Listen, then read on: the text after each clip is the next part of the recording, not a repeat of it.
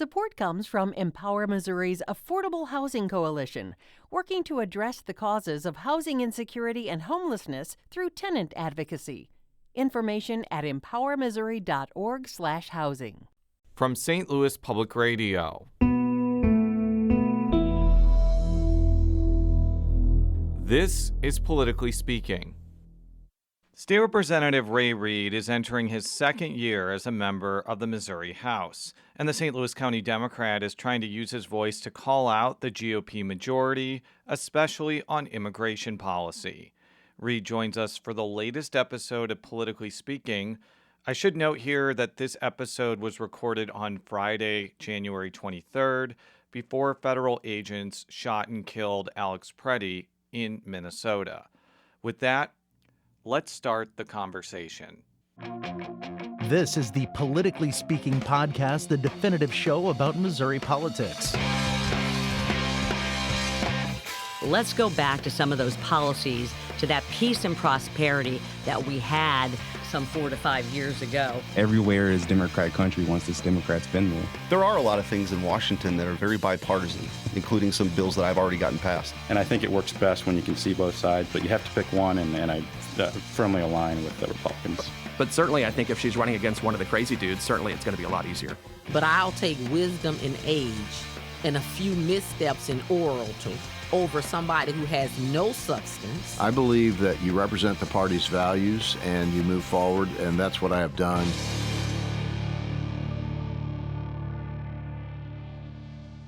And welcome to Politically Speaking. I'm your host, St. Louis Public Radio political correspondent Jason Rosenbaum. Joining me from beautiful mid-Missouri, she covers all things state government and state politics for St. Louis Public Radio. Sarah Kellogg. And the official state representative for Jason Andrew Rosenbaum. He represents Missouri's 83rd House District, the best House District in the state of Missouri. Our guest today is Representative Ray Reed. And remind us, besides my house, which is a landmark in the 83rd District, tell us what other St. Louis County municipalities are there. Yes, so it's Brentwood, Maplewood, Richmond Heights, Shrewsbury, and the northern portion of Afton. What was the year 2025 like for you? It was your first year in elected office, first year as in the Democratic caucus. Certainly was an eventful year for us. I don't know about you, Sarah, but I'm still having flashbacks to that special session. What about you? Again, I'm thankful that you were able to do that while I was on my honeymoon, so thank you again. Once again, and I've said this before, Sarah got the better end of the deal by getting Greece instead of redistricting, which I know is hard to believe because I love redistricting or whatever. But Representative, what was 2025 like for you? Yeah, coming into 2025 in the legislature, I had really just two things in my head. Before, when I was running, I met with Governor Nixon, and he gave me really great advice. But the most important thing he said was go in there and stand for something. And the other thing is, when I came in, when I ran, one of the primary reasons I ran was to make sure that other young people can see themselves in their government, understand they have a stake in everything that goes on in that building. I think that's the biggest advantage I have to being a young person in that building. So early on, we opened the building up. I brought in a ton of young people, personally gave tours myself. The best day I had during the session last year was when a kid named Isaac, who's now in Brentwood, he did a report on me. And he just thought it was so cool that there was a younger person who represented him in his state capitol. And so it was so cool to welcome Isaac and his class to the Capitol, personally, take him to the top of the dome, give him a tour. And now that picture from Isaac's tour sits in my office. And that's how the year started. And towards the end, those words from Governor Nixon of stand for something, I was proud to spend 125 hours on the House floor hosting a sit-in, bringing national attention and national investments for the Missouri Democratic Party in our efforts to fight back, in my opinion, the unconstitutional gerrymandering. And we were able to earned the approval of folks like Governor Gavin Newsom, Vice President Kamala Harris, Secretary Pete Buttigieg, and my good friend Ken Martin, chairman of the DNC. I do want to just ask, though, there were some people who saw that as just kind of a stunt without a lot of substance. What would you say to that? Yeah. So I completely understand how some folks, can be skeptical of something like that. What it did was shine a national spotlight right here on Missouri. The alternative to that would be Missouri Democrats get rolled again. Missouri Democrats, throw their hands up and, get beat by Republicans. What we were able to do was bring national, not just attention, but dollars that the DNC is investing, and send a text to the governor, and he's sending fundraising emails on the party's behalf to help us continue to fundraise in this effort. That's the biggest thing, is that we were able to turn that fight on the Missouri House floor into dollars and into action, because the day after that sit-in ended, we then had the largest demonstration in our state capital's history, with people flooding the Capitol building and making their voices heard. And we're continuing to turn that energy, we're mobilizing that energy when we collected signatures and turning in over 300,000 signatures to stop that, to put that congressional map on the ballot. And we're keeping that energy going. And in November of 2026 this year, we're going to make sure that Republicans hear the people loud and clear. You are now in your second year within the legislature. What have you learned this past year, and how are you approaching your second year? Coming in that first year, being younger, I was like, man, on day one, I'm standing up and I'm throwing bombs at Republicans on the House floor. I'm calling out every little thing they do. That first year taught me how to be a little more strategic, how to build relationships even across the aisle. There are some Republicans who I can argue with until we're both blue in the face. But then after we're going, and I don't really drink. I'm having a lemonade. He's having a beer. Like my good friend Jeff Knight from the southern half of the state of Missouri. I've learned to be more strategic, to pick the moments, to fight the good fight, particularly when it comes to reproductive freedom, when it comes to school choice. Because frankly, I believe our public dollars should be going to public schools and not discounts for the wealthy to send their kids to private schools. And of course union issues. I believe right to work is wrong for Missouri, and making sure that we're prioritizing our organized labor in the state of Missouri. So this session comes after Republican lawmakers passed legislation that repealed voter-approved mandated sick leave and placed a proposed amendment on the ballot that would re-ban most abortions. And then there was that second special session where Republicans approved a proposed constitutional amendment that would make it much harder to amend the state constitution through initiative petitions and a new congressional map. All of this to say, what is the attitude from Missouri Democrats on this now in this new session?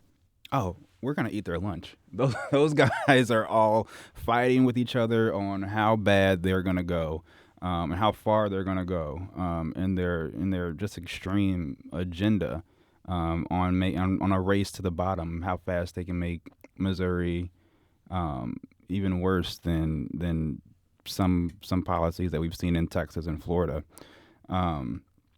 Missouri Democrats are fired up and ready to go. When I was elected, we did usher in a new generation of leadership, and leadership that has energy and is ready to get out there and continue fighting. And not just for the same Democratic coalitions we've had. We really have to rebuild that urban, suburban, rural coalition.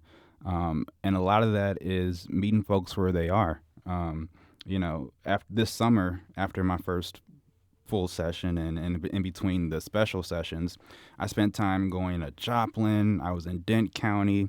I went to Wright County, Putnam County, Johnson County, and Crawford County. Just meeting folks where they are and talking to folks that haven't seen an elected Democrat in a really, really long time. The folks who voted for Donald Trump in the past, they're not our enemies. I believe that, they're patriots just like anybody else who still put money in the plate on Sundays and who still care about their families. And the Democratic Party needs to make better efforts and making sure they understand that we are fighting for you. And if you give us a chance to run this government, we'll be fighting for the little guy. Rural, suburban, urban coalition. Where have I heard that before? Oh, yeah, from me. I've said that like 100 times. We'll talk more about that at the end of the show. What are your expectations for 2026, given everything that happened in 2025?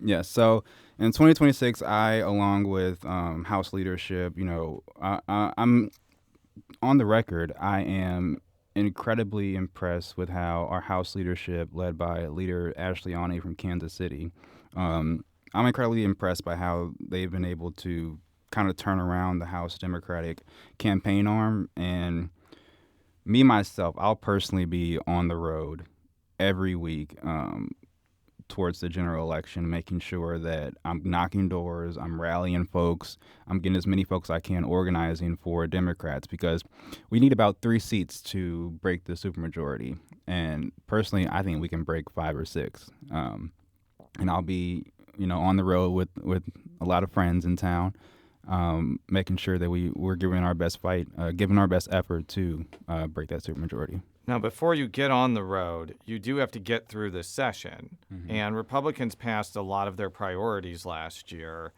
Not to say that they don't want to do anything this year. We'll talk about that in a minute. What do you think is going to be the focus that you're going to have to stand on the floor and talk about this year, given that you're not going to have to stop a measure to repeal abortion rights initiative that happened last year? You're not going to have to do anything with the initiative petition process that happened last year. What is it? What is going to be the main fight this year? For me in my district, there are a wide range of fights. I'll start with, because it's often an issue that too many politicians run from.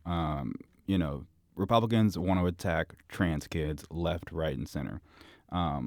I will be standing up on those terrible anti-trans bills until they force me to sit down. Quick question on that. Do you think they're actually going to pass something to make the gender-affirming care ban permanent? I actually don't think the Republicans don't want to do that. Yeah, because they want to keep bringing it back. No, I think it's that, but they also want to have something to campaign on for the anti-Amendment 3 abortion initiative, because there is a ban on most gender-affirming care for minors on that. And they could say, pass this and we're going to ban it. Right. And I know there are a number of folks in their caucus who want it because they want to campaign on it hard right now and say they got this done. But it'll come up to the House floor, and I'll do everything in my power to stand up and fight back against it. In addition to that, school choice vouchers, again, are just wrong for the state of Missouri. Last year, I voted against it, but the state of Missouri allocated $50 million for the voucher program, and the treasurer asked for us to double that to $100 million in this new budget, and that's just a non-starter for me. Yeah, I'll be fighting vouchers for a while from the House floor.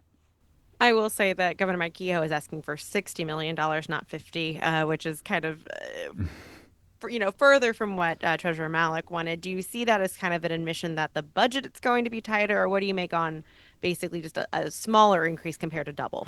I think it's an admission that these guys don't know how to govern. I mean, they want to add more of their awful programs, but they somehow forgot that they, cut the source of revenue in Missouri by last year, blowing, I think, around $400 million in our budget by eliminating capital gains tax. And now they want to continue with more tax cuts that ultimately benefit the wealthy more than it does working class folks, in District 83. I think it's an admission that, I'm sure Kehoe would love to sign $100 million for that voucher program, but I think the most he recognizes he can get out is 60. And I'll say it again, a single dollar of public funds going to private institutions is wrong. You mentioned taxes. Something that Governor Kehoe wants to pass is eventually a plan to eliminate the state income tax. And apparently, from his State of the State address, the first step to that plan is obtaining voter approval to expand the sales and use tax base. What do you make of this approach? I think Frankly, I think it's wrong. The governor, it's essentially a tax hike. And Democrats, I think one of the more pretty catchy terms we've come up with is tax hike Mike, and it's starting to stick. Mike Keogh pretends that he's cutting your taxes, but in reality, you're just going to raise your taxes on a number of other services and goods. So I'm going to read. I have Speaker Patterson's resolution that is basically this issue, and I want to read the ballot language for you, which is: Shall the Missouri Constitution be amended to allow the reduction and elimination of state individual income tax, and to authorize the expansion of the sales and use tax base for the purpose of reducing and eliminating the state individual income tax? As far as ballot language goes, I do think that's pretty straightforward. But do you think voters are going to just see, eliminate income tax and not see the second part of that? I mean, what are your odds of this? I think the word increase needs to be in clear bold and inserted there so folks understand your taxes will be increased by this proposal. For the party of small government, they sure have government, creeping into our lives and raising our taxes a lot. I want to play devil's advocate, though, because my mom lives in Florida. My sister lives in Texas. They enjoy not paying state income taxes. Mm-hmm. And I've thought about this, and I don't want state government to be so hollowed out that they can't do basic services. Like, having done as much reporting on Children's Division as I have, where I literally have nightmares about the things I read, I don't want a situation where Children's Division is so underfunded they can't do anything. But if it's a situation where a sales tax is still able to collect roughly the same amount of revenue as an income tax, and the argument is that people get to keep more of their money and the amount they actually have to pay to an expanded sales tax depends on what they buy, why is that worse for people? Why is that worse? Because I could see somebody saying, yeah, there'll be a higher sales tax, but we're getting more of our money back and we're not spending it on as much because, I don't know, we just don't want to. Yeah. And I've heard the argument a lot, even from, our friends across the aisle saying, well, look at Texas and look at Florida. Missouri is not Texas nor Florida. We don't have that tourism boom that both of those two states have.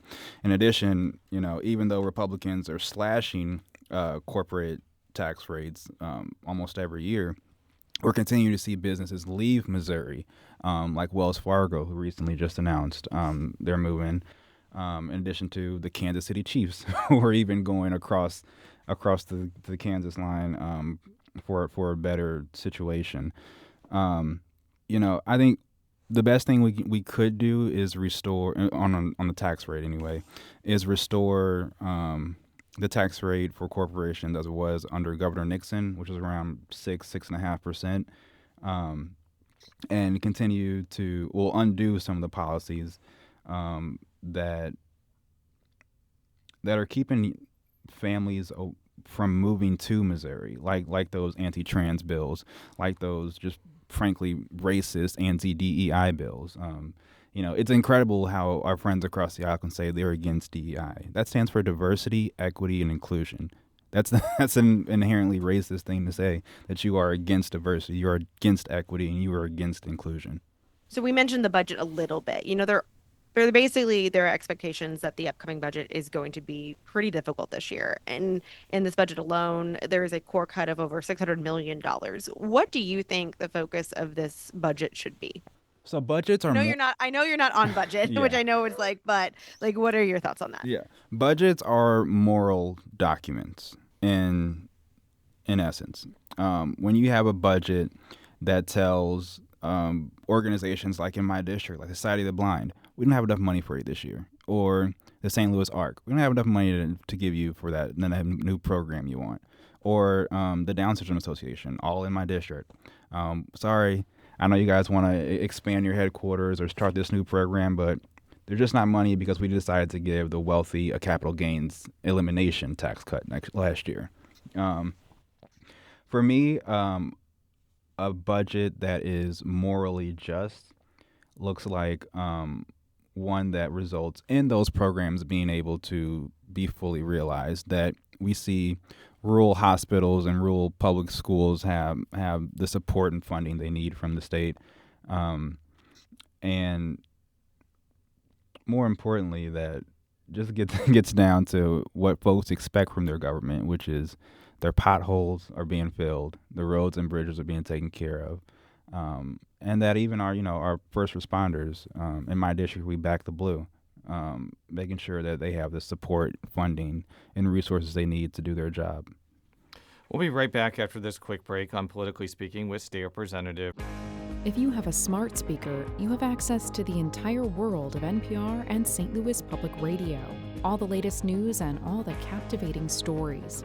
Activate our voices with yours by telling your smart speaker to play St. Louis Public Radio. Ray Reed. And we're back on Politically Speaking with Ray Reed. He is a Democrat who represents the 83rd District in the Missouri House, which takes in a portion of St. Louis County. I want to talk about ICE and immigration. You filed legislation that prohibits immigration and customs enforcement agents from concealing their identity or wearing masks that conceal their identity when performing operations in the state of Missouri. Why did you file this legislation? Yes. So last month I met with Governor Newsom, and we just talked about policies that worked for California. And one of the things that boost morale throughout their state, and relationships between coalition partners, community organizers, and elected officials was this ICE bill. And I was coordinated with this team on a good bill for Missouri that reflected the spirit of that California bill, and I got it filed. For me, immigration is a deeply, deeply personal issue. A lot of folks who know me in Jeff City and in the district have met my wife, Natalia. She's from Mexico. You guys can read about our immigration story.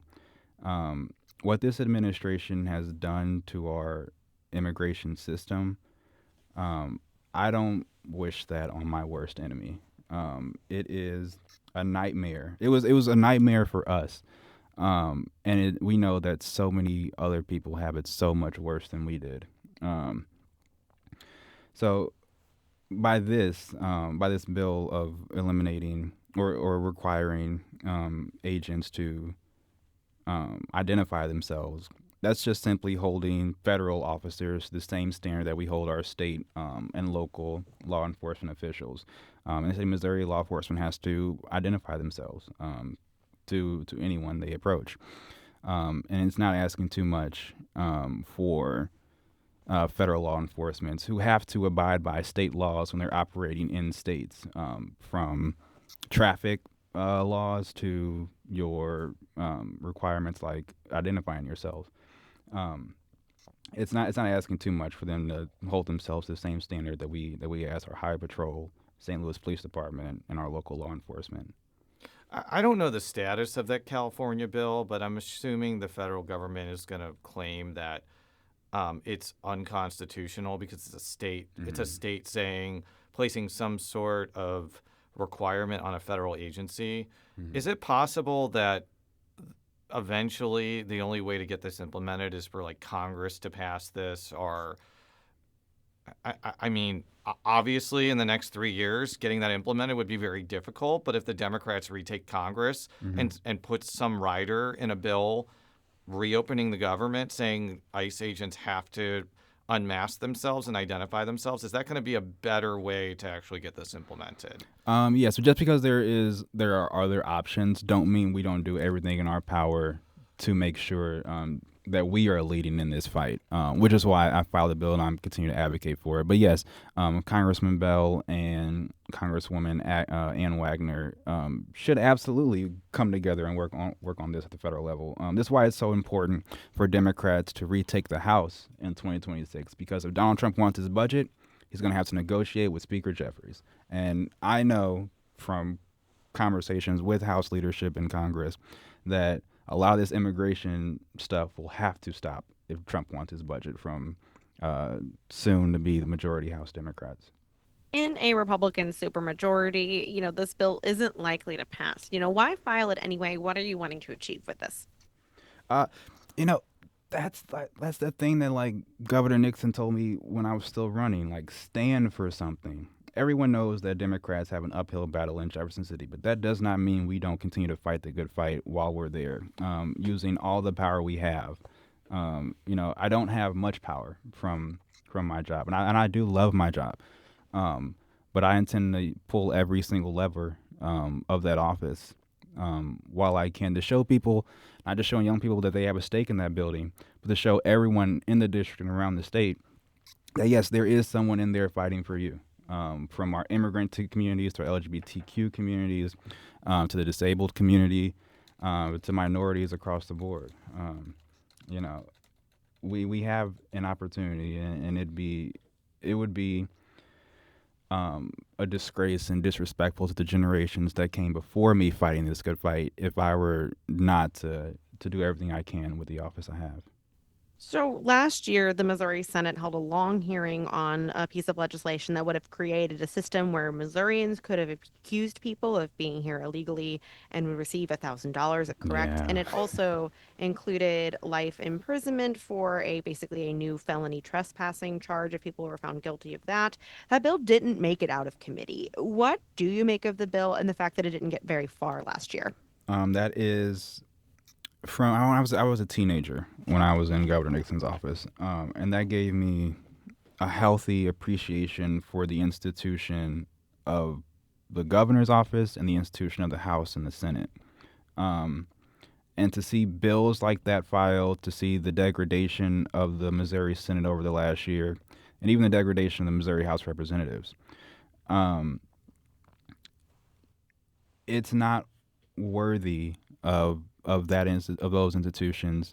Bills like that, policies like that, antics like that are not worthy of the people's house and the people's Capitol building. I think it's a pretty cowardly thing to do. It's a pretty politically motivated thing to do, to file a bill like that. In Missouri, we look out for our neighbors.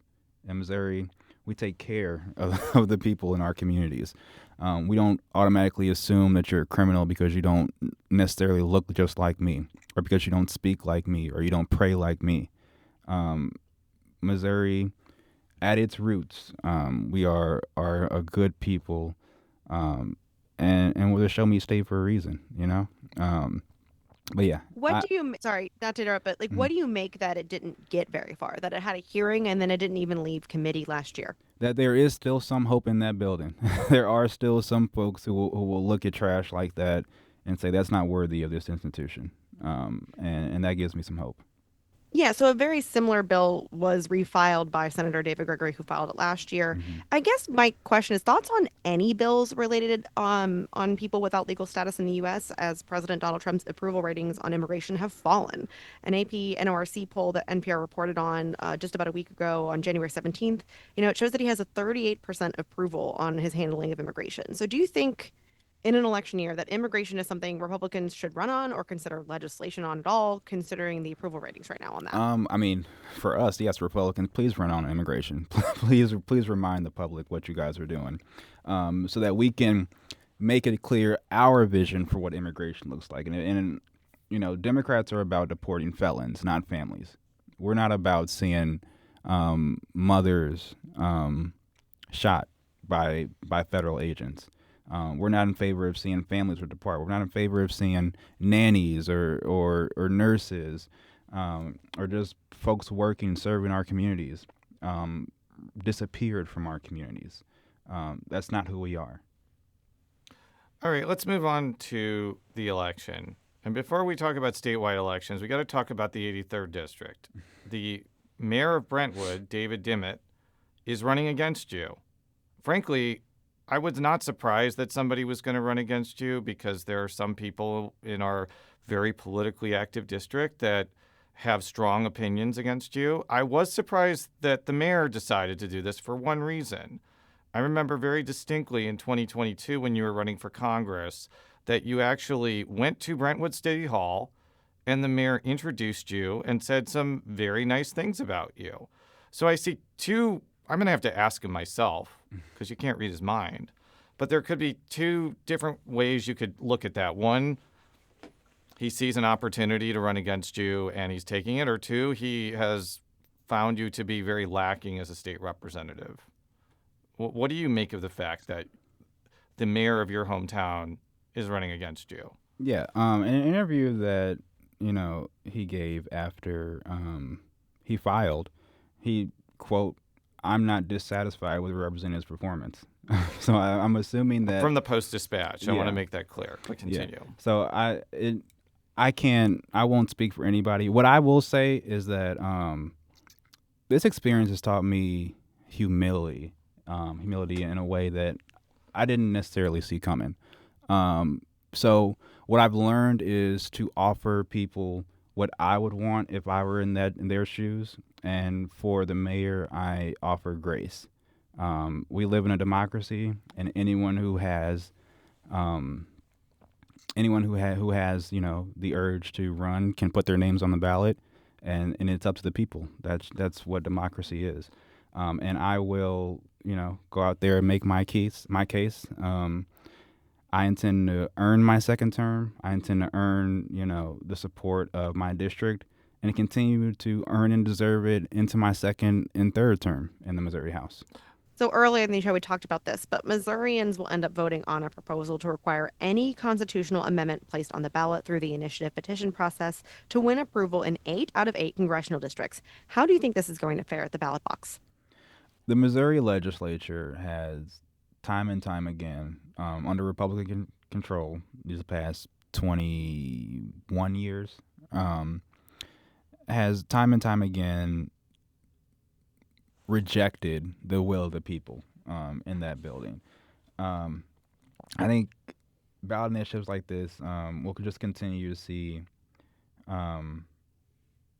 Where I think we're heading is that the people of Missouri are going to take, the power away from the legislature to overturn ballot initiatives overall. And honestly, at the rate we're going, I would support a measure like that. Because constantly, Missourians went to the ballot box and codified reproductive freedom in our state constitution. And Republicans last year said, "Oh, you guys are wrong. We're going to do it again." What? Missourians codified Medicaid expansion in our state constitution. And Republicans are brainstorming on how to undo that. And in 2018 with right to work, I think eventually you're just going to see the people take their power back and away from the legislature. And as long as, Republicans are continuing to overreach against the will of the people, I think you'll continue to see pushback through ballot initiatives.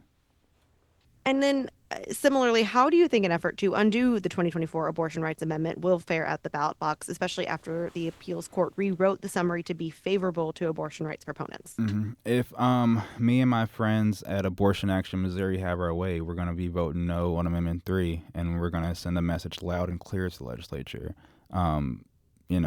Women don't owe you an explanation about their personal medical decisions, and to keep your bans off their bodies. I do have a follow-up on this, because I know from covering this issue that people on both sides have really strong opinions on this. Some people like you think that abortion is an inalienable right of women and that the government should not get involved. But there are just some voters that think it's immoral and it's ending a life. And whether or not this new Amendment 3 passes or fails, they're not going to want to try to stop restricting abortion. Just as, and I understand that these are two polar opposite issues, but I am sure after the gay marriage ban in 2004 passed, a lot of LGBTQ people didn't just say, well, we give up. We're not going to try for marriage equality anymore. So my question is this just going to go on forever? Is there just going to be like a new Amendment 3 every 2 years, no matter the outcome, given just how volatile this issue is? Yeah, I can't speak for the other side. I know that we will not stop in our fight for reproductive freedom and making sure that women have the right to choose what they do with their own bodies. And I do know, while this is a very complex issue for a wide range of reasons, this issue of reproductive freedom will not be made any easier by government coming in and dictating anything in your doctor's offices regarding reproductive freedom. Missouri House Democrats are 3 seats away from breaking the supermajority in the chamber. Do you think that's happening in 2026?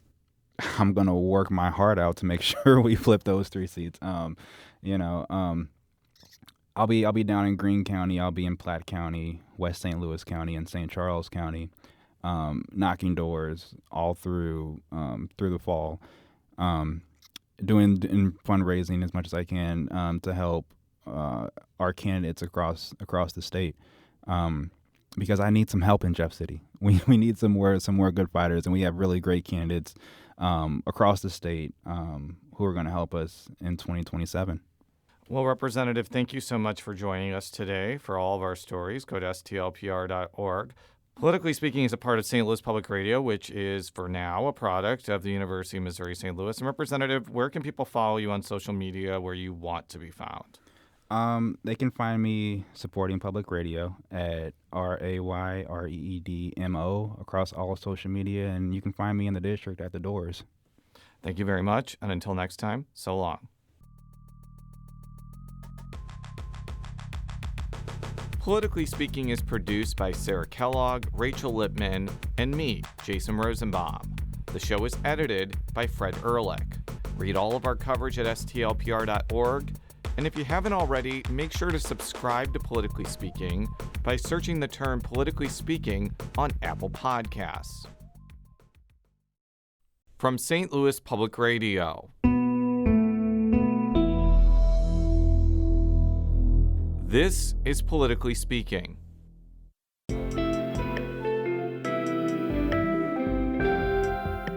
The Gateway brings you the day's news each weekday from around the St. Louis region and the state capitals in Jefferson City. Our schools are accredited. We don't need this bill. And Springfield. How many more years must pass before lawmakers see time is of the essence? I'm Abby Larico. Join me each weekday for The Gateway on the STLPR app or wherever you get podcasts.